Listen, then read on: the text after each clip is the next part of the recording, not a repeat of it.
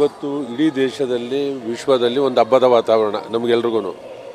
ಮಹಾಲಕ್ಷ್ಮಿ ಲೇಔಟ್ನಲ್ಲಿ ಅಖಿಲ ಕರ್ನಾಟಕ ಬ್ರಾಹ್ಮಣ ಸಭಾ, ಶ್ರೀ ಮಹಾಲಕ್ಷ್ಮಿ ಎಜುಕೇಷನ್ ಟ್ರಸ್ಟ್, ನನ್ನ ಜೊತೆ ಇರ್ತಕ್ಕಂಥ ಎಲ್ಲ ಮುಖಂಡರುಗಳು ಸುಮಾರು 2 ತಿಂಗಳಿಂದ ಇಲ್ಲೊಂದು ದೊಡ್ಡ ಹಬ್ಬವನ್ನು ಶ್ರೀರಾಮ ಪುನರ್ ಪ್ರತಿಷ್ಠಾಪನೆ ಏನು ಜನವರಿ 22 ಕಾಯ್ತಾ ಇದೆ.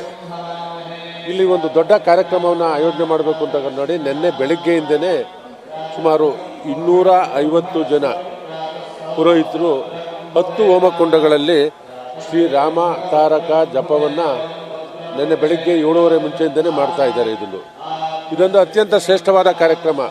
ಶ್ರೀರಾಮಚಂದ್ರ 14 ವರ್ಷ ವನವಾಸ ಹೋಗಿದ್ದು.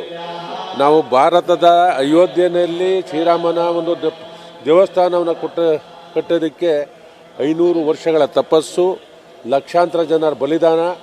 ಜನವರಿ 22ನೇ ತಾರೀಕು ಏನಲ್ಲಿ ಪುನರ್ ಪ್ರತಿಷ್ಠಾನೆ ಆಯ್ತದೆ. പക്ഷേ ನಾವೆಲ್ಲರೂ ಹೋಗೋದಕ್ಕೆ ಸಾಧ್ಯ ಇಲ್ಲ. ಇಲ್ಲಿಂದನೇ ಅಲ್ಲಿ ನಡೀತಕ್ಕಂಥ ಕಾರ್ಯಕ್ರಮಗಳನ್ನು ನೋಡೋದು.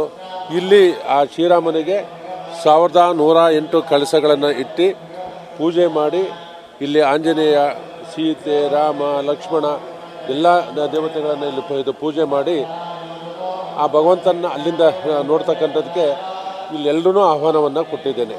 ನಿನ್ನೆಯಿಂದ ಹಲವಾರು ಸೀತಾ ಕಲ್ಯಾಣೋತ್ಸವ, ನೃತ್ಯ ರೂಪಕ ನಾಟಕ ರಾತ್ರಿ 10 ಗಂಟೆವರೆಗೂ ನಡೆದಿದೆ.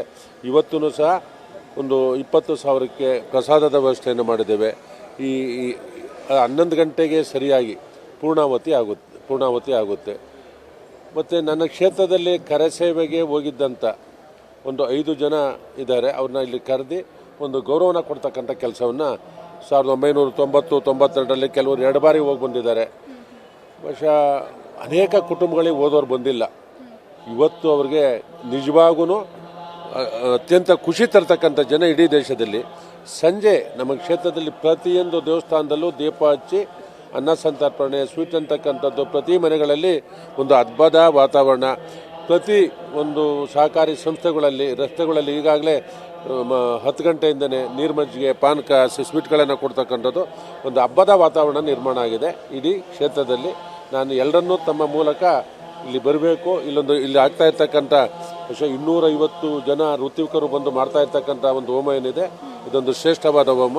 ಬಹುಶಃ ನಾವು 12:15 ಕಾರ್ಯಕ್ರಮ ನೋಡ್ಕೊಂಡಾದ್ಮೇಲೆ ಇಲ್ಲಿರ್ತಕ್ಕಂಥ ನನ್ನ ಸಹೋದರಿಯರು, ತಾಯಂದಿರು 1108 ಕಳಸವನ್ನು ಹೊತ್ತಿ ಆಂಜನೇಯನಿಗೆ ಅಭಿಷೇಕವನ್ನು ಮಾಡಿ ಅಲ್ಲಿಂದ ತೀರ್ಥ ಪ್ರಸಾದವನ್ನು ಕೊಡ್ತಕ್ಕಂಥ ಕೆಲಸವನ್ನು ಮಾಡ್ತೇನೆ. ಆ ಶ್ರೀರಾಮಚಂದ್ರ ಈ ನಾಡಿಗೆ, ದೇಶಕ್ಕೆ ಎಲ್ರಿಗೂ ಒಳ್ಳೆಯದನ್ನು ಮಾಡಲಿ ಅಂತಕ್ಕಂಥದ್ದನ್ನ ಭಗವಂತನಲ್ಲಿ ಪ್ರಾರ್ಥನೆ ಮಾಡ್ತೇವೆ. ನ್ಯೂಸ್ ಫಸ್ಟ್, ನಿರ್ಭೀತಿಯಿಂದ ನಿಮ್ಮ ಪರವಾಗಿ.